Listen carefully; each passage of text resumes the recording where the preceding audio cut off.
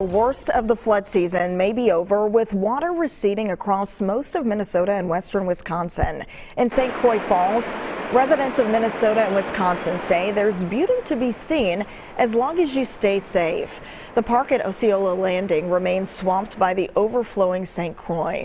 Further south, flooding in Red Wing is now the worst it's been in 22 years. The Mississippi is crested at just above 16.5 feet. That's just above major flood stage, and it's enough to force parks and roads to close down. Our Adam Duxter is in Levy Park along the Mississippi River. Adam, how are things looking where you are?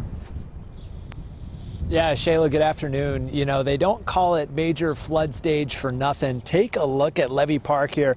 The water on the Mississippi, that is just about 16.5 feet deep now. You can see it coming up close to the sign, close to those barricades, and you see the very tip tops of those concrete barriers that are stepping out of the water. Those are actually 6.5 feet tall, so you can see just how high the water's gotten into Levy Park here. Again, the worst flooding we've seen since 2001.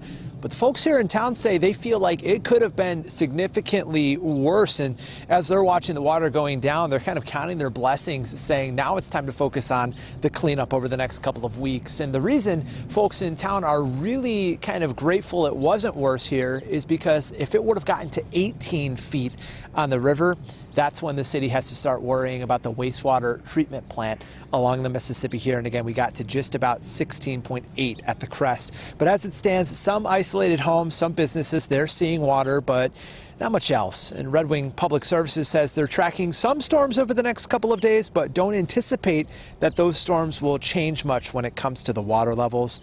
Those folks say they feel very glad. Again, they just want to reiterate, they're glad that things were not worse here.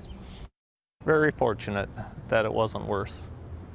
I mean, the weather conditions this year, you know, with the no frost in the ground, you know, our water levels were low in a lot of our reservoirs and stuff. So I feel a lot of that flooding was, you know, absorbed by some of those. So I feel that it could have been a lot worse. And these levels here of the water will drop up to a couple of feet in the next couple of weeks, and then it's time for summer where maybe we'll see some normal levels. But tonight at 5 on WCCO News and CBS News Minnesota, we'll talk to folks here about how they're enjoying and kind of taking in all of this high water. All right, our Adam Duxter reporting at Levy Park. Thank you so much, Adam. So we have another cool day with plenty of sunshine, but that's going to change a little bit later this week. Our next weather meteorologist, Mike Augustinak, keeping a close eye on that forecast for us, Mike. It's going to change later today, in fact, Shayla. So while our next weather tower is red right now, that will be flipped to green by later this afternoon when we chat again at 4 o'clock. Right now, though, the skies are beautifully clear, blue, and it is a little warmer out there at 49. Winds are a little bit lighter as well at 3 miles an hour. Notice that dew point very low in the 20s. That's winter type air, and humidity is down at 36%. And that's actually benefiting people from Fargo to Alexandria, Wilmer, and Marshall because there are some rain showers coming from the clouds, but they're evaporating right now before they reach the ground. We'll warm up another few degrees in the next several hours. Today is definitely the nicest day we're tracking. The warmest day we're tracking is tomorrow, but that will come with a chance for some scattered showers and thunderstorms. And the grossest days are again going to fall this weekend.